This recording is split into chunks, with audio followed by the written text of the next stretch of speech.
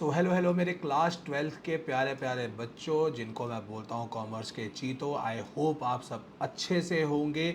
और मैं वापस आपके लिए इकोनॉमिक्स के लिए चैप्टर नंबर 3 प्रोडक्शन को आज हम स्टार्ट करेंगे इस वीडियो के अंदर।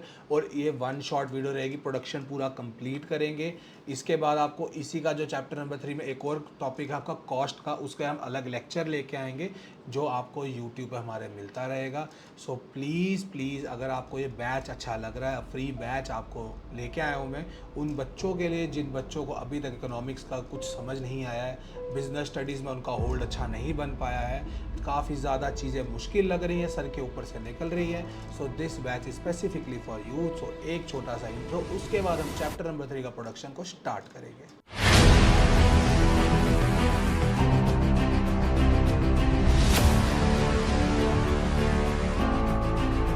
अब प्रोडक्शन के अंदर हम लोगों को चीज़ क्या समझनी है। हमने पिछले चैप्टर के अंदर हम देख रहे हैं कि हमने बेसिक माइक्रो इकोनॉमिक्स को हम स्टार्ट करके बेसिक चैप्टर से प्रॉब्लम्स ऑफ इकोनॉमी हमने समझ लिया, हमने प्रोडक्शन पॉसिबिलिटी कर्व समझ लिया, हम लोग सब कुछ कंज्यूमर के पॉइंट ऑफ व्यू से समझ रहे हैं। अब हम समझेंगे सब कुछ एक प्रोड्यूसर के पॉइंट ऑफ व्यू से कि प्रोड्यूसर प्रोडक्शन कैसे करता है और क्या क्या चीज़ें सोचता है। ठीक है, तो उससे पहले प्रोडक्शन होता क्या है। Production is an economic activity. देखो, इकोनॉमिक एक्टिविटी का मतलब क्या है, वो एक्टिविटी जो हमको पैसा लेके आएगी, वो एक्टिविटी है वो हम लोग अपनी लाइवलीहुड अर्न करने के लिए करते हैं, दैट इज इकोनॉमिक एक्टिविटी। तो production is an economic activity जिसके अंदर हम रॉ मटेरियल को, चाहे जिसको हम बोलते हैं इनपुट, उनको हम कन्वर्ट करते हैं एक फिनिश गुड में जिसको हम बोलते हैं आउटपुट। मतलब कि इनपुट को आउटपुट में कन्वर्ट करना इस प्रोडक्शन। हाँ, सिंपल सी चीज़ है, इकोनॉमिक एक्टिविटी जिसके अंदर इनपुट को हम कन्वर्ट करते हैं आउटपुट के अंदर। और जो आउटपुट है हमारा वो किस लिए काम आता है, to satisfy consumer wants. Consumer की वांट सेटिस्फाई होंगी तभी हम लोगों को पैसे मिलेंगे उस प्रोडक्शन के। अगर कंज्यूमर को वो प्रोडक्ट पसंद नहीं आता तो हमारी प्रोडक्शन जो है सारी वेस्ट हो जाएगी। ऑलराइट, सो इनपुट जो है हम लोगों के लिए, इनपुट जो है वो क्या क्या हो सकता है।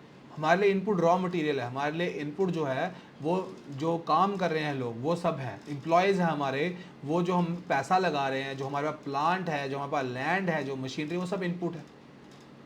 और उसी के साथ साथ जो बंदा, जो मेन हेड है बिजनेस का, वो भी एक इनपुट लगा रहा है, अपना दिमाग यूज़ कर रहा है वो। सो इसी वजह से हम फैक्टर ऑफ इनपुट, हमारे कुछ फैक्टर्स ऑफ इनपुट हैं जिनके लिए हम लोग पैसे खर्चते हैं। और जो पैसा हम लोग खर्चते हैं उन फैक्टर्स ऑफ इनपुट पे, फैक्टर ऑफ इनपुट कौन कौन से हमारे, अगर मैं बोलूँ आपको फैक्टर्स ऑफ इनपुट, जिनको मैं बोल सकता हूँ फैक्टर्स ऑफ प्रोडक्शन, FOP, ये हमारे हर एक ऑर्गेनाइजेशन के लिए 4 होते हैं। लैंड, लेबर, कैपिटल और entrepreneur. Land, L for land, L for labour, C for capital and E for entrepreneur. ये 4 फैक्टर ऑफ प्रोडक्शन रहते हैं। ऑलराइट, और इन चारों को हम लोग, इन चारों से हमको जो इनकम मिलती है, लैंड से हमें रेंट मिलता है, लेबर से हमें वेजेस मिलती हैं, कैपिटल से हमें प्रॉफिट मिलता है, और कैपिटल से हमें इंटरेस्ट मिलता है, इंटरेस्ट ऑन कैपिटल, और एंटरप्रेन्योर हम प्रॉफिट जनरेट करते हैं। इन चारों की इनकम ये होती है, लैंड से रेंट आता है, लेबर से वेजेस, कैपिटल से इंटरेस्ट और एंटरप्रेन्योर से प्रॉफिट। ये 4 फैक्टर ऑफ इनपुट हम इस्तेमाल करते हैं ताकि हम लोग आउटपुट जनरेट करें। ये 4 फैक्टर ऑफ प्रोडक्शन, FOP, हम यूज़ करते हैं ताकि हम लोग अपनी प्रोडक्शन कर सकें और अपना आउटपुट निकाल सकें। और इन फैक्टर ऑफ प्रोडक्शन के ऊपर कोई खर्चा तो होता होगा ना, लैंड को खरीदने के पैसे लगते होंगे, लेबर को वेजेस देने के पैसे लगते हैं, कैपिटल के लिए पैसा लगता है लगाने के लिए, एंटरप्रेन्योर को दिमाग चलने के लिए, उसको प्रॉफिट नहीं मिलेगा तो वो काम ही क्यों करेगा। इन सब के लिए जो पैसा खर्चता है उसको हम बोलते हैं कॉस्ट ऑफ प्रोडक्शन, उसको हम बोलते हैं कॉस्ट ऑफ प्रोडक्शन। ठीक है, ये कॉस्ट ऑफ प्रोडक्शन तक समझ गए। अब ये हम पैसा लगाते हैं, उसकी वजह से क्या बनता है, हमारा आउटपुट बनता है। आउटपुट जनरेट किया आप लोगों ने, अब इस आउटपुट के ऊपर हमें क्या है, एक फर्म को तो प्रॉफिट भी तो चाहिए ना, तो जो फर्म को प्रॉफिट वो होता है उसको बोलते हैं हम revenue. Revenue to a firm कितना है। सो इसी चीज़ के बारे में हमने इन फैक्टर्स को पढ़ना है, उसके साथ हमने लॉस देखने की कौन कौन से लॉस चलते हैं और प्रोडक्शन फंक्शन को समझना है। सो ऑलराइट, ये एक छोटा सा आपको मैं इंट्रोडक्शन दिया चैप्टर का। तो इन प्रोडक्शन क्या चीज़ है, production is an economic activity which converts inputs into outputs to satisfy human wants. It is carried out by producers या firms. A firm acquires different inputs जैसे कि labor, machine, land, raw material and use them to produce output which is consumed by consumers or used by other firms of further production. या आप final production करो या आप intermediate production. For example, जैसे कि एक ब्रेड का example लो आप, ब्रेड को आप फाइनली मतलब घर पे ब्रेड बटर लगा के भी खाते हो, ब्रेड को रेस्टोरेंट वाले भी यूज़ करते हैं तो उससे सैंडविच बना के देते हैं और फाइनल गुड प्रोवाइड करते हैं.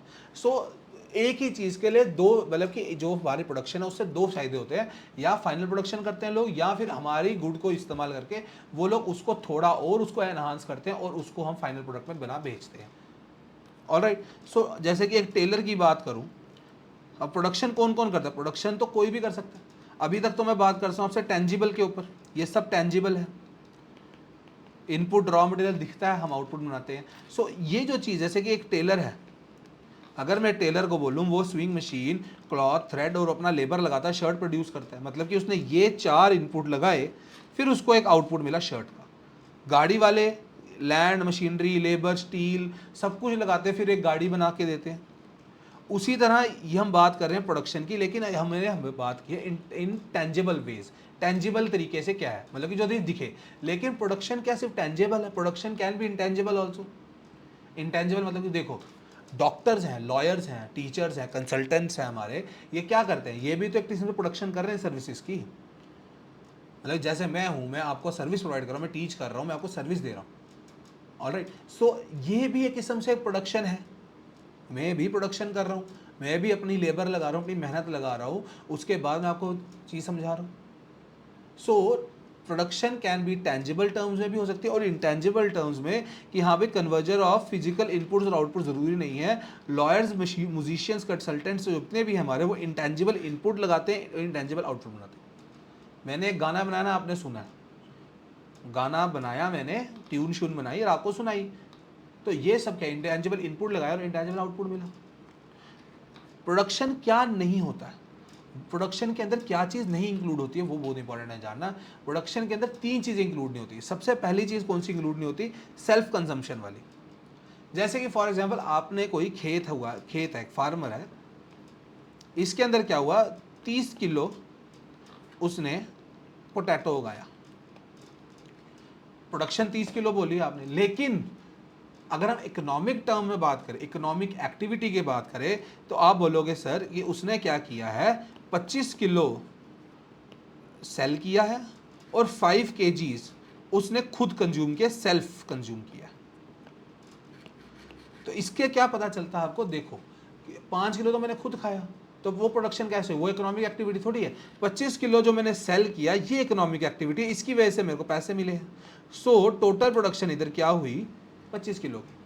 तो प्रोडक्शन जब भी हम बात करेंगे उसके अंदर सेल्फ कंजम्पशन को काउंट नहीं करते. पहला पॉइंट आ गया समझ. दूसरा ये बोलता हाउस होल्ड जॉब्स, जैसे कि आपकी मदर आपके लिए काम करती है, आपके खाना बनाती है, क्या वो प्रोडक्शन है? नहीं है. That is out of her love and affection for you, है ना. वो प्रोडक्शन एक्टिविटी नहीं, वो इकोनॉमिक एक्टिविटी नहीं है. और तीसरा वॉलंटरी सर्विसेज. फॉर एग्जाम्पल मैंने खुद वॉलंटियर किया है कि मैं वहाँ जाऊँ, तो वो प्रोडक्शन नहीं है. जैसे कि वहाँ पर वहाँ पर गली की सफाई हो रही है, मैं वॉलंटियर बन के गया हूँ और मैं भी सफाई कर रहा हूँ, that is not a production activity. ठीक है. तो 3 चीज़ें प्रोडक्शन एक्टिविटी नहीं काउंट होती है. फिर बात करेंगे इस चैप्टर में ना कुछ अजम्पशंस की बात की है कि जो प्रोडक्शन है हमारी उसके अलग उसको इम्पॉर्टेंट याद रखना है हमने कि वो इंस्टेंटेनियस है, मतलब अभी के टाइम पे अभी हो जाएगा. मतलब कि अभी इनपुट आया है, इनपुट उसको लगाया है और उससे आउटपुट हमें जनरेट हुआ है. ये नहीं कि इनपुट पड़ा हुआ है उसको हम बाद में बनाएंगे. इसमें क्या इंस्टेंट बात की जाएगी कि जैसे ही टाइम कोई लैप्स नहीं होगा, टाइम वेस्ट नहीं होगा, कि इनपुट जैसे आएगा प्रोडक्शन ऑफ आउटपुट शुरू हो जाएगा. हम प्रोडक्शन और सप्लाई को सिनोनिमसली यूज़ कर सकते हैं कि कभी मैं प्रोडक्शन बोल दूँ, कभी सप्लाई बोल दूँ, वो भी चीज़ चलेगी. और जो फर्म का ऑब्जेक्टिव है वो मैक्सिमम प्रॉफिट जनरेट करें. ऑलराइट. और मैंने आपको बताया था कि इनपुट को अगर हमने खरीदना है, जैसे लैंड, लेबर, कैपिटल और एंटरप्रेन्योर को लेके आना, तो उसके लिए कॉस्ट ऑफ प्रोडक्शन लगती है हमारी. और एक बार आउटपुट जो फर्म का प्रॉफिट है जिसको मैं बोलता हूँ आपको, वो होता है revenue minus cost. Revenue means sale minus जो इतना टोटल खर्चा हुआ है वो हमारे लिए प्रॉफिट होता है. ऑलराइट. प्रोडक्शन कॉस्ट क्या है हमारी? कॉस्ट ऑफ प्रोडक्शन जो बोलता हूँ मैं COP स्कोप को क्या बोलते हैं, डायरेक्ट और इनडायरेक्ट कॉस्ट जो बिजनेस फेस करता है मैन्युफैक्चरिंग और प्रोवाइडिंग अ सर्विस में। मतलब कि एक बंदे को कितना खर्चा है प्रोडक्ट को बनाने में या एक सर्विस को बनाने में और उसको मार्केट में पहुंचाने के लिए, वो सारा खर्चा हम कॉस्ट ऑफ प्रोडक्शन बोलते हैं। Alright, so factors of production मैंने आपको पहले बता दिया, ये लैंड है, कैपिटल है, लेबर है, एंटरप्रेन्योर है, ये इनपुट होते हैं फर्म्स को जो प्रोडक्शन प्रोसेस में हेल्प करते हैं।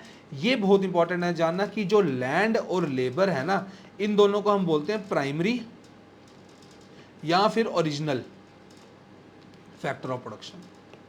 वेरी इंपॉर्टेंट कि ये जो बेसिक फैक्टर ऑफ प्रोडक्शन है, जब भी हम कोई भी एजम्पशन लेंगे ना इस पूरे चैप्टर में या कभी भी, हम लोग इन दोनों को लेके चलते हैं भैया, इसलिए इनको प्राइमरी बोला जाता है, ओरिजिनल बोला जाता है। बिना लैंड के आप लेबर नहीं यूज कर सकते हो। आपके पास लेबर पड़ी है, कैपिटल पड़ा, एंटरप्रेन्योर पड़ा हुआ है, लेकिन काम कहाँ करेंगे, लैंड ही नहीं है।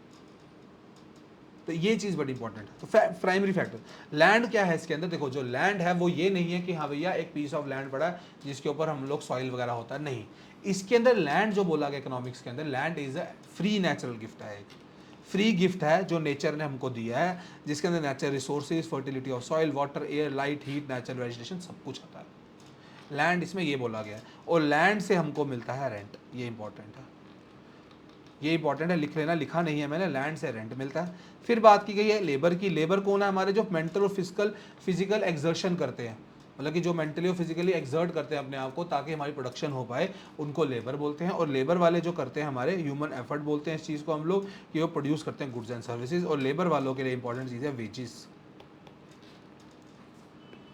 तीसरा कैपिटल। कैपिटल जो है, देखो कैपिटल क्या है, एक ह्यूमन बीइंग के ना वेल्थ का पार्ट है। फॉर एग्जाम्पल मैं बोलता हूँ, मेरे पास जो कैपिटल है वो 10 करोड़ रुपए, ये मेरी कैपिटल नहीं है बच्चों, ये मेरी वेल्थ है। ये टोटल वेल्थ है कि इंसान की। इसमें से मैं बोलता हूं आपको कि मैंने 50 लाख रुपए एक बिजनेस में लगाए, जो बिजनेस में मैंने पैसे लगाए हैं और जिससे मैं प्रोड्यूस करूंगा, प्रोडक्शन करूंगा, और उसको मैं बोलूंगा कैपिटल। मतलब कि वो पैसा जो मैं आगे प्रोडक्शन करूंगा जिसकी वजह से मेरी वेल्थ और इंक्रीज होगी, उसको मैं बोलता हूं अपने लिए कैपिटल। और कैपिटल जो है वो स्टॉक कंसेप्ट है। कैपिटल जो है इस पे इंटरेस्ट मिलता है। ऑलराइट, कैपिटल की वजह से हम और चीज़ें प्रोड्यूस करते हैं। तो कैपिटल जो है वो एक प्रोड्यूस्ड फैक्टर ऑफ प्रोडक्शन है। ये ओरिजिनल फैक्टर ऑफ प्रोडक्शन नहीं है, ये एक प्रोड्यूस्ड फैक्टर ऑफ प्रोडक्शन है। ये लिखा है यहाँ पर मैंने स्पेशली कि हाँ भैया this is a produce factor of production, क्योंकि इसकी वजह से हम प्रोड्यूस करते हैं। जैसे डैम बनाए हैं, बिल्डिंग बनाई है, कैनाल बनाए हैं, इरिगेशन फैसिलिटी बनाई है, इससे हम प्रोड्यूस करते हैं। और ये एक स्टॉक कंसेप्ट है। उसके साथ साथ इसके ऊपर जो पैसे मिलते हैं उसको बोलते हैं इंटरेस्ट। और लास्ट में आता है एंटरप्रेन्योर। जो एंटरप्रेन्योर वो इंसान है जो इन तीनों फैक्टर्स को इकट्ठा लेके आता है और इकट्ठा ऐसा यूटिलाइज करता है ताकि हमारी प्रोडक्शन में कोई प्रॉब्लम ना आए। एंटरप्रेन्योर होता है जो बिजनेस स्टार्ट करता है इंसान, तो इसको मतलब होता है प्रॉफिट से। ये सारे प्रोपोर्शन में कितना लैंड चाहिए, कितनी लेबर चाहिए, कितनी हमको कैपिटल चाहिए, उसको सारा प्रोपोर्शनेट वे में करता है। उसके बाद ये करता है प्रोडक्शन ऑफ सर्विसेज और सारा रिस्क ये उठाता है। ये एंटरप्रेन्योर है। ये है 4 फैक्टर ऑफ प्रोडक्शन। फिर हम पढ़ेंगे प्रोडक्शन फंक्शन को। प्रोडक्शन फंक्शन है क्या, सबसे पहले यहाँ पर मैं आपको एक चीज़ बताता हूँ। देखो प्रोडक्शन फंक्शन क्या है, जैसे कि मैं आपको बताऊँ, देखो हमने डिमांड फंक्शन पढ़ा था। डिमांड फंक्शन क्या था हमारा, अगर याद हो आपको, D X is equal to F, ठीक है ना, price X, price of related goods, ठीक है, उसके बाद future expectation, taste and preference, ये सब था ना हमारा डिमांड फंक्शन। वैसे ही प्रोडक्शन फंक्शन होता है। प्रोडक्शन फंक्शन के अंदर हम ये बोलते हैं कि भैया प्रोडक्शन फंक्शन बताता है हमको टोटल क्वांटिटी हम कितनी प्रोड्यूस कर सकते हैं। टोटल क्वांटिटी हम लोग कितनी प्रोड्यूस कर सकते हैं, टोटल क्वांटिटी हम फैक्टर ऑफ प्रोडक्शन को लेके। मतलब कि फॉर एग्जांपल एक लैंड और एक लेबर, एक कैपिटल के यूजेज के ऊपर हम लोग कितना आउटपुट प्रोड्यूस कर सकते हैं, वो हमको प्रोडक्शन फंक्शन बताता है। मतलब कि ये बताता है जो हमारा आउटपुट है वो डिपेंड करता है हम लोग कितनी प्रोपोर्शन में लैंड, लेबर और कैपिटल और एंटरप्रेन्योर को यूज़ करते हैं। फॉर एग्जाम्पल एक फार्मर है, उसके पास एक लैंड है और उसके पास लेबर है काम करने के लिए, तो इसका मतलब प्रोडक्शन फंक्शन को हम लिखेंगे कि टोटल क्वांटिटी मतलब क्यू, वो कितना प्रोड्यूस कर सकता है, टोटल हमारा कैपिटल और लेबर को लेके, के for capital, L for labour, ये प्रोडक्शन फंक्शन आता है हमारा। टोटल आउटपुट कितना प्रोड्यूस किया उसने, कैपिटल को लेके और लेबर को लेके, ठीक है। इसको हम ऐसे भी लिख सकते हैं कि हाँ भैया देखो, अगर समझ लो मैं बोलता हूं मैंने अपना Q इक्वल टू के इंटू एल, मतलब कि आउटपुट जो है हमारा वो डिपेंड करता है कैपिटल और लेबर की टोटल कंट्रीब्यूशन के ऊपर। कि अगर मैं बोलता हूं आपको एक बंदे के पास 2 हेक्टेयर का लैंड है, 2 हेक्टेयर, ठीक है, और उस बंदे ने एक लेबर को यूज किया, उसकी वजह से उसको कितना फायदा हुआ है, वो कितना आउटपुट प्रोड्यूस हुआ है, वो हमारा ये हेल्प करता है। जितना हमारा लेबर इंक्रीज होगा, जितनी हमारा एक फैक्टर इंक्रीज हो, चाहे वो के इंक्रीज हो चाहे वो एल इंक्रीज हो, उतना हमारा आउटपुट भी इंक्रीज होगा। ये बात तो फैक्ट है। अगर उसी लैंड में मैं 3 लेबर लगाता हूँ और मेरा जो लैंड है बड़ा हो जाता है, मैं ज़्यादा पैसे खर्चता हूँ, तो मेरा आउटपुट भी ज़्यादा बढ़ेगा। पहले मैं रॉ मटेरियल 10,000 का यूज़ कर रहा था, ठीक है, 2 लेबर थे मेरे पास और मेरे को टोटल 10 किलो मिल रहा था अनाज। अब मैं क्या कर रहा हूँ, अब मैं 30,000 की कैपिटल यूज़ कर रहा हूँ, लेबर में यूज़ कर रहा हूँ 4, अब मेरे पास कम से कम 40 किलो आ रहा है। तो इट मीन्स कि मैंने कैपिटल और अपना लेबर को बढ़ाया, तो ऑब्वियस बात है मेरा आउटपुट भी बढ़ा। यही बात करता है प्रोडक्शन फंक्शन। इसी चीज़ को पढ़ते हैं, it is a relationship between inputs and outputs produced by firm. कितना इनपुट आउटपुट यूज करके कितना प्रोड्यूस हुआ उसके बाद, for various quantities of inputs use it gives the maximum quantity of output. ये सिंपल सी बात है। प्रोडक्शन फंक्शन हमको बताता है कि भैया आप ये जो इनपुट यूज़ कर रहे हो ना, ये बेस्ट इनपुट यूज़ कर रहे हो, मैक्सिमम यही आप यूज़ कर सकते हो, इससे ऊपर आप नहीं कर सकते हो। मतलब कि मैं बोलता हूँ 1 किलो मतलब मैं बोलता हूँ आपको 1 लाख की कैपिटल, 1 लाख की कैपिटल है मेरी और 50 लेबर है, इसकी वजह से मेरे को 200 किलो सामान मिलता है। ये जो प्रोडक्शन फंक्शन में बता रहा हूँ आपको, ये बेस्ट है, ये बेस्ट पॉसिबल है, इससे बेटर हम इसको नहीं यूज़ कर सकते। This is the best possible कि 200 किलो से आप इससे नहीं आप प्रोड्यूस कर पाओगे, जितना मर्जी इसी चीज़ को यूज़ करना, 1 लाख कैपिटल को और 50 लेबर, इसका यही बेस्ट, ये है बेस्ट इसका आंसर, इससे ज़्यादा नहीं होगा। ये बताता प्रोडक्शन फंक्शन कि हाँ भैया algebraically expressed in the form of equation in which the output is dependent variable and inputs are independent variables. Farmer uses only 2 inputs to produce wheat, land or labor. The production function tells us maximum amount of wheat that he can produce for a given amount of a land and a given number of hours of labor. कितना वो use कर सकता है। अगर मैंने आपको बताया कि जितना इफ इधर के और L increase Q will also increase, मतलब कि अगर कैपिटल लेबर बढ़ेगा तो लेबर मेरा जो आउटपुट भी बढ़ेगा। कि हाँ भैया जितना भी यूज कर लूँ फॉर एवरी, कि एक और एल और एक के का, मतलब कि जितना भी मैं यूज करूँ उसका जो क्यू है वो भी एक ही होगा। Production function is the efficient use of inputs, that is it is not possible to get any more output from the same level of input, इससे ज़्यादा आप नहीं इंक्रीज कर सकते हो। A production function is defined for a given technology. हमेशा production function define होता है टेक्नोलॉजी के हिसाब से, क्योंकि अगर आपके पास टेक्नोलॉजिकल नॉलेज है ना, तभी आप प्रोडक्शन कर सकते हो। कि हाँ भाई वो मैक्सिमम आउटपुट तभी आप बता सकते हो कि डिफरेंट कॉम्बिनेशन का यूज़ करके, अगर आपको समझ है, अगर आपको नॉलेज है। If the technology improves output obtained also increases. यही है प्रोडक्शन फंक्शन कि हाँ भैया इंक्रीज कर रहे हैं हम लोग। ये देखो, ये इसको ग्राफिकली रिप्रेजेंट किया प्रोडक्शन फंक्शन को।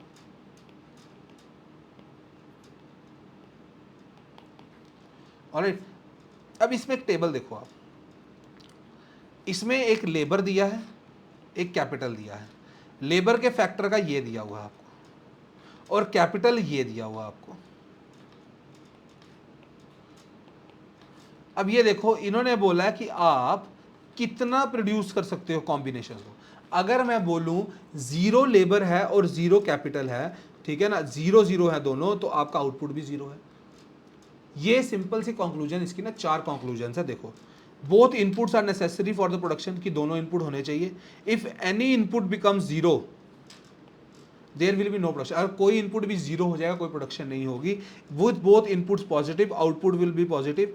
As we increase the amount of any input, output increases. अब देखो ध्यान से, जब एक 0 है तो बाकी 0 आएगा, सारे आउटपुट 0 रहेगा। देखो, एक 0 था, सारे 0 हैं, एक 0 था, सारे 0 हैं। और एक ये हुआ तब भी 0 है, एक ये हुआ ये भी 0 है, ये भी 0 है, ये भी 0 है, जितना मर्जी करो। इसने बोला है कि दोनों चाहिए। देखो दोनों है, एक ये है एक ये है, तो एक हुआ प्रोड्यूस। इसने बोला इन अगर आउटपुट इंक्रीज, देखो 3 ये हुए लेबर और हमारे 3 अगर ये हो गए कैपिटल वाले, ये आ गया हमारा 30 का। जितना आप इनपुट इंक्रीज करोगे उतना आउटपुट आपका इंक्रीज होगा, ये इसने बोल दिया है। 6 लेबर यूज की मैंने और 6 कैपिटल यूज की तो मेरे को 60 मिला, मैक्सिमम मिला। मतलब कि 6 और 6 अगर आप यूज करोगे आपको 60 मिलेगा, ये मैक्सिमम है जितना आप यूज कर सकते हो, ये मोस्ट एफिशिएंट वे है, इससे ज़्यादा आपको नहीं मिलेगा। ये प्रोडक्शन फंक्शन है। फिर बताते हैं टाइप्स ऑफ इनपुट्स। 2 किस्म के इनपुट यूज होते हैं हमारे ऑर्गेनाइजेशन में, हमारी फर्म में। एक होते हैं फिक्स्ड इनपुट, एक होते हैं वेरिएबल इनपुट। फिक्स्ड इनपुट वो होते हैं जिनका अमाउंट आप इंक्रीज नहीं कर सकते हो, जैसे कि लैंड है, जैसे कि मशीनरी है, जैसे कि प्लांट है, जिसका आपका जो हुज क्वांटिटी रिमेन्स कांस्टेंट। चाहे देखो ये मशीन है आपकी, इससे आप 50 किलो बनाओ, इससे 100 किलो बनाओ, इससे 200 किलो बनाओ, मशीन एक ही है। मतलब कि आउटपुट जितना मर्जी करो आप, इसको कोई फर्क नहीं पड़ता, ये उतना ही रहेगा। चाहे आप इससे 50 किलो निकालो तब भी उतना ही बिजली का बिल आ रहा है, चाहे 100 किलो चाहे 200 किलो, उतना ही फर्क पड़ रहा है, कोई ज़्यादा नुकसान नहीं हो रहा। वेयर एज जो वेरिएबल इनपुट है उसको आप चेंज कर सकते हो बार बार। जैसे कि रॉ मटेरियल हो गया, हमारी वेजीज हो गई एम्प्लॉयज़ के लिए। देखो एक एम्प्लॉय होगा, एक एम्प्लॉय की 10,000 सैलरी है, 2 एम्प्लॉय होंगे तो 20,000 हो जाएगी, 3 होंगे 30,000 हो जाएगी, 10 होंगे 1,00,000 हो जाएगी। तो ये इंक्रीज हो रही है। पेट्रोल जितना स्कूटी चलाओगे उतना पेट्रोल ज़्यादा लगेगा, ये इंक्रीज होगी। मतलब कि फिक्स फैक्टर वो है जो एक जगह पे जम गए ना तो उनका कांस्टेंट रहता है। लेकिन जो वेरिएबल फैक्टर उनको आप बार बार चेंज कर सकते हो, आपकी मर्जी, कभी घटा सकते हो कभी बढ़ा सकते हो। ऑलराइट, ये बात की हुई है इसके अंदर। तो प्रोडक्शन फंक्शन के भी 2 टाइप्स हैं। ये टाइप्स हैं आपके, एक होता है हमारा शॉर्ट रन प्रोडक्शन फंक्शन, एक होता है लॉन्ग रन प्रोडक्शन फंक्शन। इसको ऐसे समझते हैं।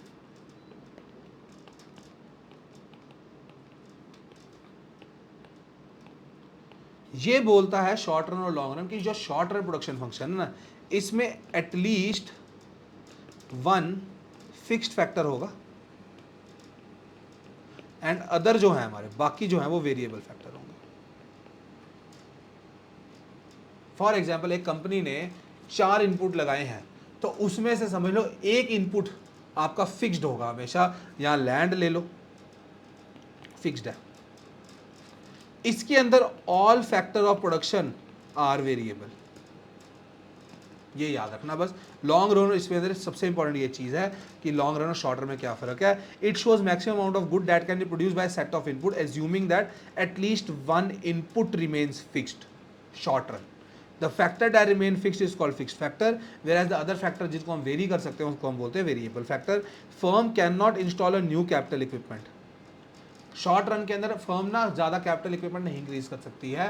वो समझ लो एक मशीन रहेगी तो एक ही रहेगी, तो उसके हिसाब से वो ये नहीं कि दूसरी मशीन भी ला सके। वेयर एज जो लॉन्ग रन है ना, वो हो सकता है हमारे इसके सारे फैक्टर वेरिएबल है ना, तो आप ये कर सकते हो फैक्टर इंक्रीज और डिक्रीज कर सकते हो अपने हिसाब से, नई मशीनरी ला सकते हो अपने हिसाब से। All factors of production are variable, no fixed factor है यहाँ पर। यहाँ न्यू मशीनें लग सकती है, हम नया डिफरेंट लेवल ऑफ आउटपुट बना सकते हैं, इनपुट को अपना चेंज कर करके। समझ लो लेबर बढ़ा दी हमने, लेबर कम कर दी हमने, ये चीज़ हो सकती है। और लॉन्ग रन क्या होता है कि लॉन्ग रन वो पीरियड है जो शॉर्ट रन से ज़्यादा है, और लॉन्ग रन हर फर्म का अलग अलग होता है। किसी का हो सकता है 5 साल का, किसी का हो सकता है 10 साल का। सो लॉन्ग रन का पीरियड परफेक्टली डिसाइडेड नहीं, बस इतना पता है ये शॉर्ट रन से ज़्यादा बड़ा पीरियड है। ऑलराइट, 3 चीज़ें हमको पढ़नी है। एक पढ़ना हमने टोटल प्रोडक्ट, एक आता है एवरेज प्रोडक्ट, एक आता है मार्जिनल प्रोडक्ट। जैसे हमने मार्जिनल यूटिलिटी, टोटल यूटिलिटी पढ़ी थी, ठीक है ना, उसी तरह हमने टोटल प्रोडक्ट और मार्जिनल प्रोडक्ट को पढ़ना है। टोटल प्रोडक्ट का मतलब है कि टोटल प्रोडक्शन कितनी हुई है आपने इनपुट लगा के। टोटल प्रोडक्शन कितनी हुई है आपकी इनपुट को सारे मिला के, उसको बोलते हैं टोटल प्रोडक्ट। मार्जिनल प्रोडक्ट क्या होता है? Total means total, sum of all. Marginal product क्या होता है? मार्जिनल प्रोडक्ट होता है एक 1 एडिशनल बनाने के लिए कितने पैसे लगे, 1 एडिशनल यूनिट बनाने के लिए कितनी चीजें लगी, उसको हम बोलते हैं मार्जिनल। एवरेज होता है कॉस्ट ऑफ 1 यूनिट, मतलब एक बनाने के लिए कितने लगे भैया, समझ लो मैं बोलता हूं हमारी फर्म ने टोटल 1000 खिलौने बनाए, टोटल प्रोडक्ट हो गया 1000, ठीक है। एवरेज प्रोडक्ट हो गया हमारा, टोटल प्रोडक्ट 1000 प्रोडक्ट बनाए 10 रुपए के, तो टोटल हो गया हमारा, टोटल प्रोडक्ट कितना हो गया 1000 इंटू 10, 10,000 रुपये। ऑलराइट, एवरेज प्रोडक्ट हो गया एक प्रोडक्ट 10 रुपए का। उसके साथ साथ मार्जिनल प्रोडक्ट है हमारा वो हो गया एडिशनल, मतलब कि अगर मेरे को समझ लो 1000 के बजाय मैं बोलता हूँ 1001 वाला जो यूनिट है वो कितने का पड़ा, वो समझ लो मेरे को पड़ा है 5 रुपए का, उसका price. This is marginal product, total product और एवरेज प्रोडक्ट। इसी को एक बार रीड करते हैं हम लोग क्या लिखा हुआ है। Total product is the output resulting from the efforts of all factor of production combined together at a time. इसका फॉर्मूला एपी इंटू क्यू है सिग्मा, सिग्मा मीन्स ये है ना, इसको बोलते हैं सम ऑफ एमपी। इसको मैं निकालना आपको सिखाऊंगा अभी। When all other factor of production are held constant, total product is the relationship between variable factors of production and final units of output.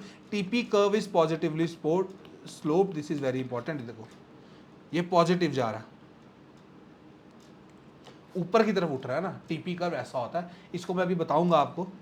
फिर आता है एवरेज प्रोडक्ट कि it is the total product पर unit of the variable factor, total product upon number of units, कि हाँ भाई total product divided by per unit कितना हुआ उसके हिसाब से। और ये यू शेप्ड कर्व है, देखो एपी है, यू बना ना उल्टा यू, तो इट मींस इनवर्स यू। उसी मार्जिनल प्रोडक्ट है चेंज इन टोटल प्रोडक्ट पर unit change in the quantity, it is addition कि एक इनपुट की वजह से कितनी प्रोडक्शन हुई है, एक इनपुट बढ़ाने की वजह से कितनी प्रोडक्शन और हुई है आपकी। टोटल प्रोडक्ट का मतलब क्या हो गया, सारे इनपुट का मिला के कितना टोटल हुआ आपका।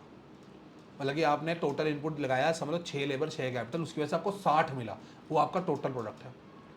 एवरेज प्रोडक्ट हो गया कि एक पर एक इनपुट का खर्चा कितना है। और मार्जिन हो गया अगर आपने एक्स्ट्रा कुछ इनपुट बनाना है, एक्स्ट्रा एक और यूनिट बनाना है तो उसके लिए कितना खर्चा लगा आपको, उसकी बात कर रहे हैं।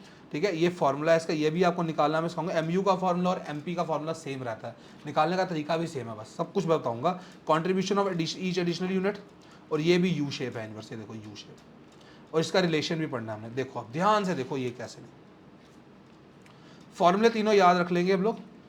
TP equal to sigma MP, AP is equal to TP upon जो भी यूनिट हो, क्यू ले चलते हैं। MP equal to TP N minus TP N minus 1, ये फॉर्मूले है ना। अब देखो आपको पेपर में लेबर दी हुई है, समझ लो 0 1 2 3 4 5 6, इनमें से ना आपको कोई चीज़ें दी होंगी या कोई चीज़ें मिस हुई होंगी। ठीक है, समझ लो आपको ना जो टीपी है वो गिवन है, समझ लो, इसको मैं हटा ही देता हूँ यार। आपको टीपी, अब आपको निकालना सीखो, अब इसको कैसे निकालना, पेपर में आपको क्वेश्चन बनता है। अब मुझे तो एमपी कैसे, अब देखो टीपी का फॉर्मूला क्या है, पहला तो 0 ही है, TP N minus TP N minus, मतलब 10 माइनस 0 10, 24 माइनस 10 14, 40 माइनस 24 16, 50 में से 40 गया 10, 56 में से 50 गया 6, 57 में से 56 गया 1, इसमें से इसको माइनस किया मैंने, आंसर निकल गया। एपी कैसे निकला, टीपी को डिवाइड कर दो इससे, 0.00 ही होता है, 10 अपॉन ए 10 होगा, 24 अपॉन 2 12 होगा, 40 अपॉन 3 40.3 होगा 13.3, 50 अपॉन 4 4 12 सा 40 12.5, 56 अपॉन 5 1 0 1 1.2, 6 अपॉन 56 6 7 46 48 54 9 पॉइंट कुछ आएगा। ये डिवाइड, ये टीपी निकालने का फॉर्मूला है, इसको आप निकालोगे तभी समझ आएगा। ये पेपर में क्वेश्चन आता होगा कि आपको सीधे बोल देंगे कि भाई ये निकाल के दो, टेबल दे देंगे, या फिर आपको ये क्वेश्चन भी आ सकता है, वेरी इंपॉर्टेंट क्वेश्चन यार, बहुत अच्छा क्वेश्चन है, इन्होंने भी दिया हुआ है। इन्होंने बोला हुआ, देखो इन्होंने क्या किया हुआ इस बारी, चीज़ें मिक्स की हुई है कि थोड़ी थोड़ी चीज़ें दी हुई है हम लोगों को। हमको एमपी निकालना है सारा, टीपी हमको बीच में दिए, एपी दिया हुआ है, हमको सिर्फ फॉर्मूलों के हिसाब से निकालना है कि कैसे निकलेगा। फॉर्मूले अगर आपको क्लियर होंगे ना, पता चल जाएगा आपको। जैसे मैं आपको बताता हूँ, देखो टीपी हमको ये दिया हुआ है 90, ये सब कुछ दिया हुआ है, हमको पता है एपी निकालने का जो फॉर्मूला होता है वो क्या होता है, एपी इज इक्वल टू क्या होता है, टीपी अपॉन क्यू, टीपी दिया हुआ, क्यू दिया हुआ, ये 45 आ गया, ये दिया हुआ, ये 40 आ गया, ये दिया हुआ 4 3 12 4, ये आ गया आपका एपी। एपी दिया हुआ है, आपको टीपी निकालना, तो ये मैथ वाले बच्चे ये कर लेंगे, TP is equal to AP into Q कर लो, वेरी इजी, सब कुछ दिया। 25 1 25, 28 5 140, 26 120। अगर अब टीपी भी आपको मिल गया, सब कुछ मिल गया, एमपी निकालना कितना आसान है, माइनस करना है सिर्फ आपने। 25 माइनस 0 25, 90 माइनस 25 किया आपने, कितना आया आपका 5, 120 में से ये गया 30, ये गया आपका 140 में से ये आ गया 20, 140 में ये 0 आ गया, ये -20 आ गया। अब आप एक चीज़ ध्यान से देखो, पूरे क्वेश्चन के अंदर आपको एक पूरा मैंने निकाल के दे दिया, इसी बेस पे हम रिलेशनशिप भी बनाना सीख लेते हैं। आपका लवी डबी भी शुरू कर देंगे कि हाँ भैया पेपर में बहुत इंपॉर्टेंटली पूछे थे, आपको टेबल दे देंगे, आपको रिलेशनशिप बहुत पूछते हैं डायग्राम के हिसाब से, या फिर लॉ ऑफ वेरिएबल प्रपोर्शन आता है। और इसी रिलेशनशिप को हम लोग ध्यान देना, देखो ध्यान से, टीपी को देखो, पहले टीपी इंक्रीज हो रहा था, यहां तक टीपी इंक्रीज हुआ है ना 140 तक, टीपी बढ़ा, यहां पर देखो टीपी कांस्टेंट हो गया, ये दोनों सेम है, यहां टीपी कम हो गया, यहां टीपी गिरना, मतलब कि पहले टीपी इंक्रीज हुआ, पहले देखो गैप कितना था, यहां पर 45, यहां पर कितना गैप है, यहां कितना गैप है, यहां कितना, यहां गैप कम, पहले टीपी इंक्रीज हुआ, पहले ये हुआ इंक्रीजिंग रेट पे, फिर डिक्रीज होना शुरू हो गया, लास्ट में डिक्रीज ही हो गया। एमपी भी उसी हिसाब से लास्ट एक टाइम 0 हुआ, एक टाइम नेगेटिव हो गया, लेकिन एपी जो हमारा वो ना 0 हुआ ना नेगेटिव हुआ, वो पॉजिटिव ही रहा। इसी बेस पे हमने रिलेशनशिप निकालना है कि टीपी एमपी टी, इसका ये टेबल आपके सामने नया मैं लेके आया हूँ कि हाँ भाई एमपी टीपी का रिलेशनशिप देखो, अब ध्यान से देखो। अब पहले हम टीपी और एमपी का पढ़ेंगे, इट मीन्स टीपी एमपी के अंदर इसका कोई काम नहीं, इसको हटा दो, बस फोकस इस पर रखो, टीपी और एमपी का रिलेशनशिप कैसे निकलेगा। ये बोलता है जब टीपी राइज कर रहा है, ये देखो टीपी राइज कर रहा है ना, यहां तक तो टीपी राइज किया हमारे सामने, जब टीपी राइज करता है, लेकिन इसने आगे वर्ड बोला इंक्रीजिंग रेट पे। सर इंक्रीजिंग रेट मतलब क्या है? इंक्रीजिंग रेट का मतलब बेटा गैप, समझ लो, मैं बोलता हूं आपको, 5 से चीज 25 हुई, 25 से चीज 75 हुई, 75 से चीज 190 हो गई, 190 से चीज 500 हो गई। देखो कितना गैप है, ये इंक्रीजिंग एट इंक्रीजिंग रेट है, मतलब कि जितना बढ़ना चाहिए उससे तेज बढ़ रहा है। It means this is increasing at increasing rate, मतलब कि टीपी जब तक, मतलब कि देखो यहाँ पर गैप 3 का था, यहाँ 4 का आ गया, ये यहाँ तक इंक्रीजिंग एट इंक्रीजिंग रेट है, क्योंकि इसके बाद फिर 3 का गैप है, मतलब कि यहाँ तक when TP is increasing at increasing rate, MP rises as well। देखो MP भी राइज कर रहा है यार, हाँ भाई MP तो बढ़ रहा है, 2 से 3 हुआ, 3 से 4 हो गया, यहाँ तक समझ गया। इसके बाद बोलता है when TP rise at decreasing rate, यार डिक्रीजिंग रेट मतलब सर अगर मैं बोलूँ आपको 5 से चीज़ 25 हुई, 25 से ये चीज़ 75 हुई, 75 से ये चीज़ 100 हुई, 100 से ये 110 हुई, 110 से ये 115 हुई, बेशक इंक्रीज हो रहा है लेकिन अब गैप कम है। अब गैप देखो, यहाँ 25 का गैप है, यहाँ सिर्फ 10 का गैप है, यहाँ 5 का गैप है, लेकिन तब भी इंक्रीज कर रहा है। अब देखो आगे ये 3 से इंक्रीज हुआ, आगे देखो 1 से भी तो इंक्रीज हुआ, मतलब कि यहाँ तक ये बोलता है, यहाँ तक when TP rising at decreasing rate, increase कर रहा है लेकिन स्लोअर रेट पे इंक्रीज कर रहा है, एमपी फॉल कर रहा है। देखो 4 से 3 आ गए, 3 से 1 आ गया एमपी भी,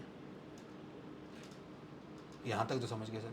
मतलब कि जब टीपी राइज करा इंक्रीजिंग रेट पे, एमपी राइज करा, जब टीपी राइज करा डिक्रीजिंग रेट पे, एमपी गिरना शुरू हो गया। One TP is maximum, MP 0, ये देखो इसके बाद टीपी मैक्सिमम हो गया 13, इसके अंदर 13, एमपी 0 है, हाँ सर एमपी 0 है, सामने दिख रहा है हम लोगों को। और लास्टली बोलता है when TP starts to fall, MP becomes negative, जब टीपी गिरा 13 से 11 पे आ गया भाई, फॉल हुआ, ये नेगेटिव हो गया। एमपी और टीपी का relationship very easy to understand, वापिस सुन लेना मैंने जो बोला। फिर ये बोलता है एपी और एमपी का रिलेशनशिप ही निकालो भैया, एपी एमपी का रिलेशनशिप निकालना तो टीपी का कोई काम नहीं है। पेपर में इसमें से क्वेश्चन पूछते हैं भाई, रिलेशनशिप में से इन दोनों में से आ जाता है, इन दोनों रिलेशनशिप पे एक क्वेश्चन बन सकता है प्रोडक्शन का, ठीक है, तो इसका ध्यान रखना। इसके अंदर क्या लिखा हुआ है, when MP is greater than AP, AP increases, मतलब कि जब MP is greater than AP, यहां तक हम देख पा रहे हैं एमपी बढ़ रहा है, एपी बढ़ रहा है, लेकिन ये बड़ा है, एमपी इससे बड़ा है, इससे भी एमपी बड़ा है, एपी इंक्रीज कर रहा है, हाँ सर इंक्रीज कर रहा है, 2 से 2.5 हुआ, 2.5 से 3 हो गया। हाँ, फिर ये बोलता है जब एमपी और एपी बराबर हो गए, मतलब ये वाला पॉइंट, एमपी और एपी बराबर हो गए हैं, AP is maximum and constant, ये देखो एपी कांस्टेंट भी है, 3 से 3 ही हुआ, और ये मैक्सिमम भी है 3। जब MP is less than AP, ओ यार यहां पर ये देखो, यहां पर एमपी जो है वो एपी से कम है, ये कम है, ये कम है, आप देखो एपी फॉल करेगा 2.6 से 2.1, 2.1 से 1, यहां पर फॉल कर रहा है एपी, मतलब कि एमपी, जब एमपी बड़ा था एपी से तब हम देख रहे थे एमपी इंक्रीज करा था, लेकिन जब उल्टा हुआ एपी बढ़ा है एमपी से तब एपी डिक्रीज कर रहा है, उल्टा चल रहा है भैया। लास्टली बोलता है MP can be zero negative but AP positive रहता है। देखो एमपी हुआ है 992 भी हुआ है और जीरो भी हुआ है, लेकिन एपी कभी भी जीरो नहीं होता, केपी कभी भी नेगेटिव नहीं होता, एपी हमेशा पॉजिटिव रहता है, वेरी इंपॉर्टेंट। इसी के बेस के ऊपर इन्होंने बनाया law of diminishing marginal utility, जहां इसको हम बोलते हैं लॉ ऑफ वेरिएबल प्रोपोर्शन, जो हम शॉर्ट रन प्रोडक्शन फंक्शन में पढ़ते हैं, ठीक है। शॉर्ट रन प्रोडक्शन फंक्शन में इसको पढ़ना जरूरी है हम लोगों का, इसको आई होप आपने समझ आ गया है आपको। हम ऊपर आ गए भाई, चलो लॉ पढ़ते हैं। लॉ क्या बोलता है? लॉ बोलता है, देखो लॉ के अंदर सिंपल सी 3 फंडे हैं इस लॉ में। लॉ में इसने बोला है कि जो एमपी है ना प्रोडक्ट का, जो हमारा मार्जिनल प्रोडक्ट है, वो पहले इंक्रीज करता है, फिर डिक्रीज करता है, फिर जीरो हो जाता है और नेगेटिव हो जाता है। मतलब कि जो हमने ऊपर एमपी पढ़ा ना, एमपी पहले इंक्रीज किया, फिर एमपी क्या किया, देखो ये जो एमपी का हमारा रिश्ता आता है ना, इसी को पढ़ते हैं लॉ ऑफ वेरिएबल में। देखो एमपी पहले इंक्रीज किया, यहां पर उसे डिक्रीज कर दिया, यहां वो जीरो हो गया और यहां वो नेगेटिव हो गया। ये लॉ ऑफ वेरिएबल प्रोपोर्शन बताता है कि हाँ भैया, कि हम जब ज़्यादा से ज़्यादा वेरिएबल इनपुट यूज़ करते हैं ना, वेरिएबल, जैसे मैंने बोला आपको, लॉ ऑफ वेरिएबल प्रोपोर्शन हम पढ़ते हैं शॉर्ट रन प्रोडक्शन फंक्शन में, जिसके अंदर एक फैक्टर फिक्स है, बाकी सारे फैक्टर वेरिएबल है। हम ये बोलता है कि जैसे आप अपना वेरिएबल फैक्टर इंक्रीज करते हो, ये देखो आप जैसे ही अपना वेरिएबल फैक्टर को इंक्रीज करना शुरू कर गए हो, जैसे पहले 1 था, फिर 2 हुआ, फिर 3 हुआ, फिर 4 हुआ, 5 हुआ, 6 हुआ, 7 हुआ, तो आपका वेरिएबल फैक्टर इंक्रीज कर रहा है, 1 से 2, 2 से 3, 3 से 4, 4 से 5। आपका एमपी मार्जिनल प्रोडक्ट है, एक टाइम तक राइज करता है, लेकिन जब आप ज़्यादा यूज़ करते हो, ज़्यादा मतलब कि देखो ना, एक लैंड है, समझ लो एक लैंड है, इसके ऊपर हम बोलते हैं 4 वर्कर काम करेंगे। अगर एक वर्कर काम करता है, प्रोडक्शन हो रही है, एक और वर्कर आ जाए, प्रोडक्शन और बढ़ेगी, एक और आ जाए, प्रोडक्शन और बढ़ेगी, एक और आ जाए, प्रोडक्शन और बढ़ेगी। ये बोलता है 4 तक आप यूज़ करते हो, वहाँ तक ठीक है।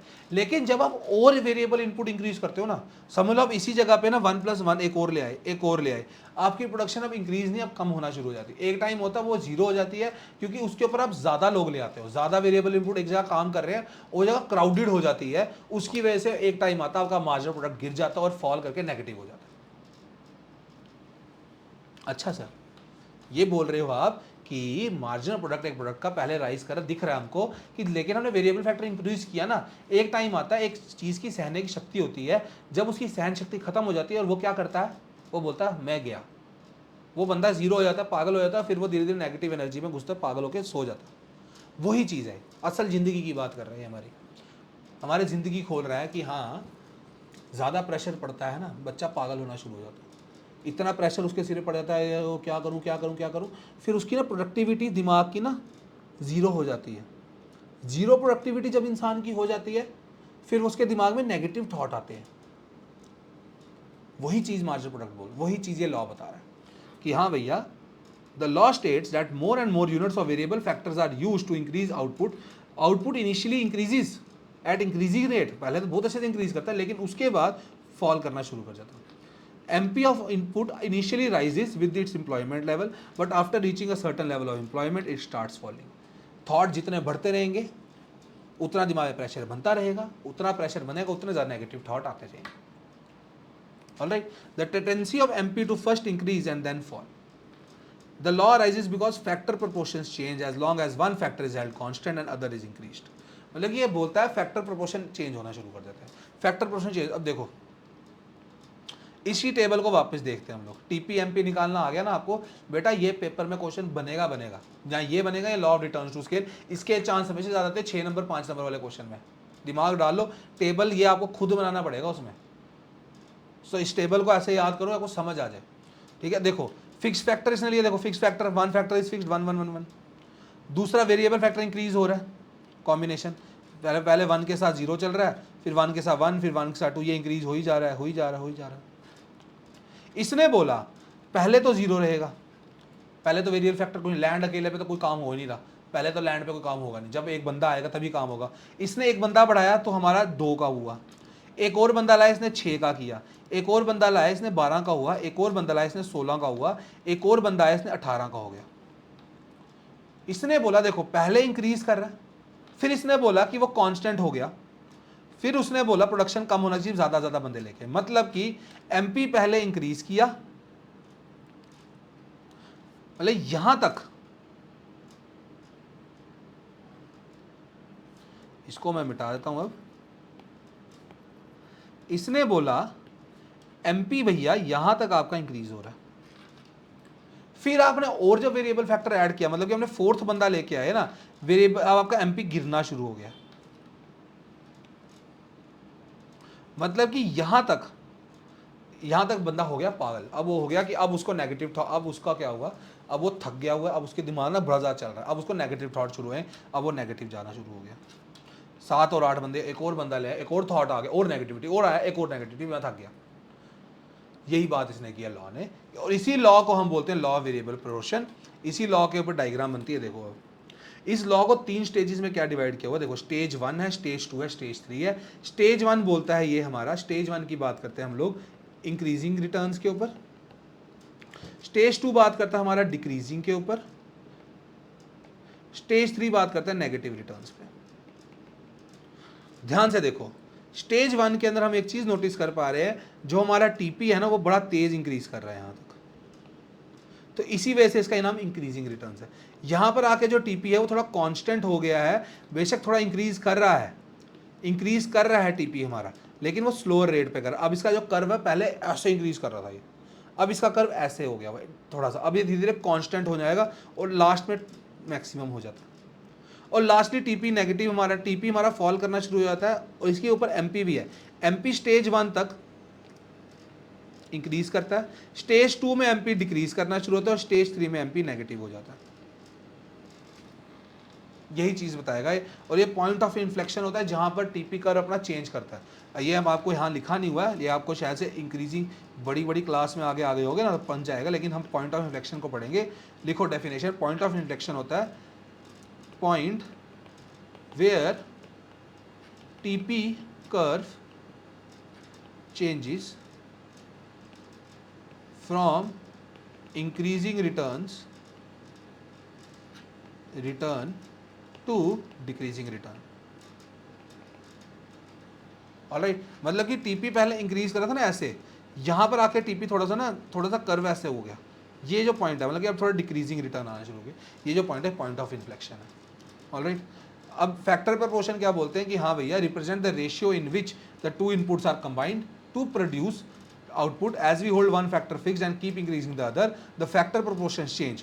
मैं बताया ना जैसे कि पहले फिक्स फैक्टर 1 है, ये हर जगह 1 है, ये 0 हुआ, फिर 1 हुआ, 2 हुआ, 3 हुआ, ऐसे ही देखो ये फैक्टर प्रोपोर्शन चेंज हो रहा है ना। अब यही बोल रहा है कि हाँ भाई एक फैक्टर फिक्स्ड है, आप लोग और इंक्रीज करी जा रहे हो वेरिएबल फैक्टर को, तो आपका फैक्टर प्रोपोर्शन चेंज होता है, और फैक्टर प्रोपोर्शन जब चेंज होगा आपका तो वो एक सूटेबल पॉइंट तक ठीक रहता है।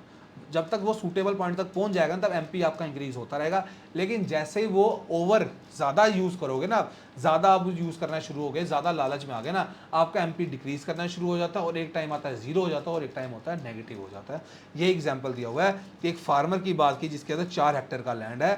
देखो फार्मर है ना, उसने बोला, उसने एक पहले उसके बाद 0 लेबर थी, 0 लेबर मतलब ये वेरिएबल फैक्टर है, ये 4 हेक्टेयर है, 4 4 4 4 4 लैंड है 4 हेक्टेयर का एक लैंड है ना, 4 हेक्टेयर का एक land, 4 hectare, 1 land 1 land 1 land, ठीक है ना, 1 लैंड है 4 हेक्टेयर का, मतलब कि लैंड जो है वो फिक्स फैक्टर है 1 1 1 1 1 जो भी है, ऐसे लिखो। इसने बोला जब तक वेरिएबल फैक्टर कोई नहीं था तो हमारा प्रोडक्ट भी कोई नहीं है, 1 हुआ तो 10 हुआ, 2 हुए 24 हो गए, 3 हो गए 40 हो गए। इसने बोला यहाँ, फिर इसने देखा यहाँ पर ना, यहाँ तक एमपी मेरा देखो इंक्रीज कर रहा है। आगे इसने देखा एक चीज़ को कि यार अब मैं और इंक्रीज किया, इसने एक और लाया ना, एमपी डिक्रीज करना शुरू हो गया। एक टाइम आता है एमपी 0 हो जाएगा फिर नेगेटिव हो जाएगा, ये इस टेबल में नहीं दिखाया हुआ है, पर ये याद रखना आपने कि हाँ भैया जब तक आप एफिशिएंटली यूज़ कर रहे हो अपने इनपुट्स के साथ अपने फैक्टर कॉम्बिनेशंस को ना, तब तक आपका एमपी इंक्रीज हो जाता है। जैसे ही आप इनएफिशिएंटली यूज़ करना शुरू हो जाते हो तो आपका एमपी फॉल करना शुरू होता है। जब आप एक्सेसिव यूज़ कर लेते हो तो आपका एमपी फिर 0 होकर नेगेटिव हो जाता है, ओवर बर्डन हो जाता है, ठीक है। स्टेज 1 क्या कहता है, वो बोलता है TP increases at increasing rate. देखो ध्यान से, ये जो पॉइंट है ये है पॉइंट ऑफ इन्फ्लेक्शन, यहां तक टीपी इंक्रीज कर रहा है इंक्रीजिंग रेट पे, एमपी भी राइज कर रहा है। ये देखो पेपर में ये डायग्राम होनी चाहिए, और ये देखो कहां से कहां पर ये डायग्राम के पॉइंट है, कहां पर ये पॉइंट जा रहा है। जब एमपी कर्व, आप पता कैसे समझ सकते हो, जब एमपी मैक्सिमम होगा ना वहां आप लाइन बनाओगे ऐसे करके। स्टेज 1 की क्यों है ये सब, क्योंकि आपने फिक्स फैक्टर को अभी तक अच्छे से यूटिलाइज नहीं किया, क्योंकि अभी तक आपके पास 4 हेक्टेयर का लैंड था, आप 4 लेबर तक यूज कर सकते थे, आप एक ही कर रहे हो, इसी वजह से डिविजिबिलिटी ऑफ फैक्टर इतनी अच्छी नहीं हो पा रही है, और increase efficiency of variable factor है। अभी आप वेरिएबल फैक्टर को और बेटर कर सकते हो। स्टेज 2 आया यहाँ पर, ये देखो जब टीपी इंक्रीज कर रहा है लेकिन डिमिनिशिंग रेट पे, स्लोअर रेट पे इंक्रीज कर रहा है, TP is increasing at decreasing rate, MP decrease करना शुरू हो गया। ये देखो यहां तक आएगा सेकंड स्टेज, जब ये एमपी 0 है, और जहां एमपी 0 होगा वहां आपका टीपी जो है मैक्सिमम होगा, वहां आपका बनेगा सेकंड स्टेज का and. At this phase TP is at its maximum, MP और 0 है। इंपॉर्टेंट है, क्यों है ऐसा। अब बेस्ट फैक्टर अब हमने अच्छे से यूज किया फिक्स फैक्टर को, अपने 4 बंदे चाहिए थे, अब हम 4 से 6 लगा पे आ गए हैं, लेकिन लगा रहे हैं हम लोग, और अनसेटिस्फैक्टरी फैक्टर सब्स्टिट्यूटेबिलिटी है, हम सब्स्टिट्यूट नहीं कर पा रहे अच्छे से फैक्टर को। लास्ट में आ गया स्टेज 3 जिसको हम बोलते हैं नेगेटिव रिटर्न्स। नेगेटिव मतलब कि अब यहाँ पर एमपी हमारा फॉल करेगा, एमपी नेगेटिव हो गया, और टीपी हमारा नीचे गिरना शुरू हो गया, टीपी हमारा फॉल करना शुरू हो गया भैया थर्ड स्टेज में। टीपी फॉल हुआ है, एमपी नेगेटिव हो गया, क्यों हुआ है, अब ओवर एक्सेसिव यूज करना शुरू हो गए हो आप लोग। उसके साथ साथ हमारे बीच में जो है ना कोऑर्डिनेशन अच्छी नहीं बैठ रही फिक्स फैक्टर और वेरिएबल फैक्टर की, और अच्छे और यूज करो फिक्स फैक्टर को, इतना यूज कर रहे हो आप लोग, अपना wasteful activity. So this was law of variable proportion, जिसके अंदर 3 स्टेजें हैं, और ये डायग्राम को बनाना सीखना पड़ेगा आपको। अगर आपको एक बारी मैं दिखा देता हूँ, एक ही ग्राफ में अगर आपने बनानी हो डायग्राम आप बना सकते हो, मैंने आपको इसको इजी करने के लिए किया था। देखो मैं टीपी को 0 से शुरू करना है हमेशा, ये याद रखना, ये टीपी शुरू हुआ मेरा, इंक्रीज कर रहा है इंक्रीजिंग रेट पे, थोड़ा सा शिफ्ट आया, अब डिक्रीजिंग रेट आ गया, यहाँ पर आया, ये आया, और यहाँ पर मेरा फॉल कर गया। ये पॉइंट ऑफ इन्फ्लेक्शन है मेरा, इसको यहाँ जोड़ दो। टीपी ये मैक्सिमम पॉइंट है टीपी का, ले आओ भाई, मतलब कि ये 1 है, ये 2 है, ये 3 है, और ये मेरा टीपी है। यहां तक समझ गए। ओहो ज़्यादा ही टफ हो गया ना, वापस बनाते हैं पॉइंट ऑफ इन्फ्लेक्शन, ये मैक्सिमम था, ये टीपी है। यहां तक समझ गए 1 2 3। अब इसी पे एमपी बनाएंगे, कैसे बनाएंगे, एमपी भी हमको 0 से स्टार्ट करना, ठीक है, एमपी और टीपी से नीचे ही रहेगा, ये याद रखना। एमपी मैक्सिमम कहाँ होगा, यहाँ पे, एमपी मैक्सिमम होगा यहाँ पे, यहाँ से जब टीपी मैक्सिमम होगा एमपी 0 होगा, और आगे नेगेटिव हो जाएगा, ये एमपी का कर्व आ गया। एक ही डायग्राम पे तीनों बन गए। यहाँ एमपी मैक्सिमम हो गया, जब टीपी डिक्रीजिंग रेट पे जा रहा था हमारा एमपी हमारा फॉल कर रहा है, और जब टीपी फॉल किया एमपी नेगेटिव हो गया।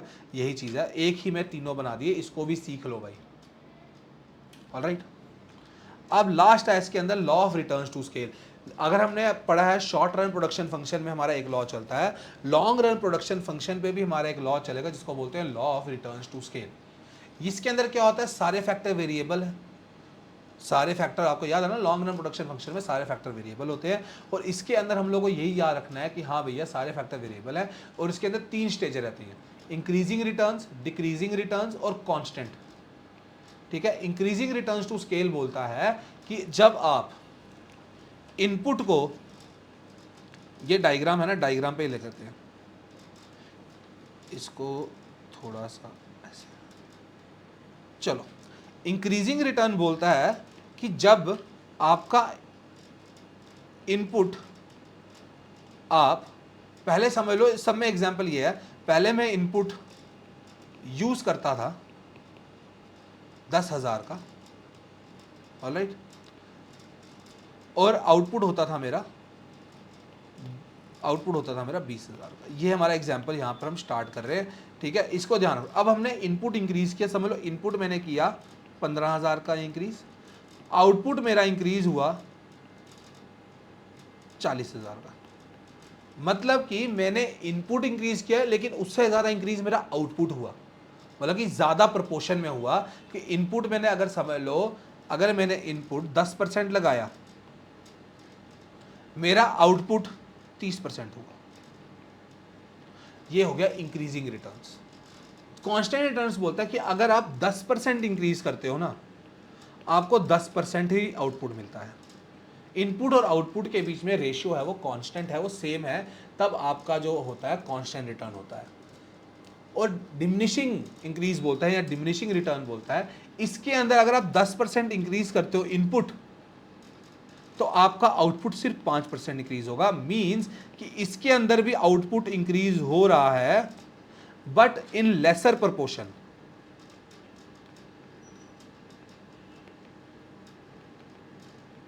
Then input.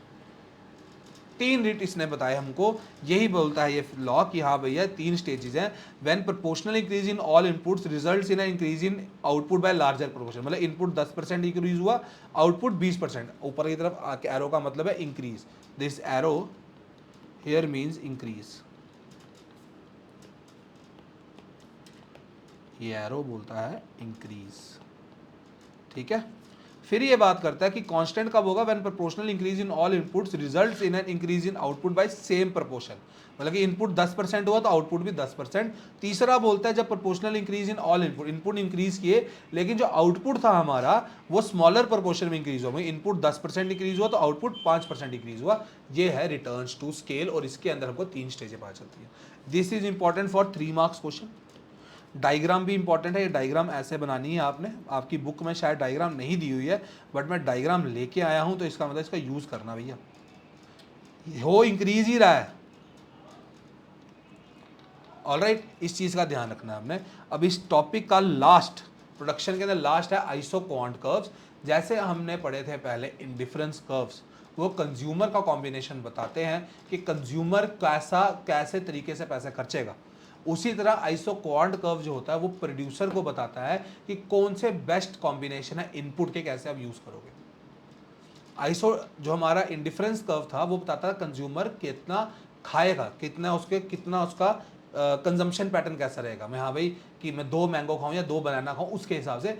Isoquant production point of view से बताता है कि भैया ऑल पॉसिबल कॉम्बिनेशंस जो 2 इनपुट यील्ड करेंगे, जो same maximum possible level of output बताएंगे। Each isoquant curve represent a particular level of output. इन टेबल भी नोटिस, देखो ये बताया हुआ टेबल, इस टेबल में एक चीज देखो आप, इसमें बताया हुआ कि ये 10 है, यहां पर भी 10 है, ठीक है। ये जो 2 है, एक और ये 2 है, एक और जगह होना चाहिए 10, चलो मिलेगा तो हाँ, एक और जगह ये 10।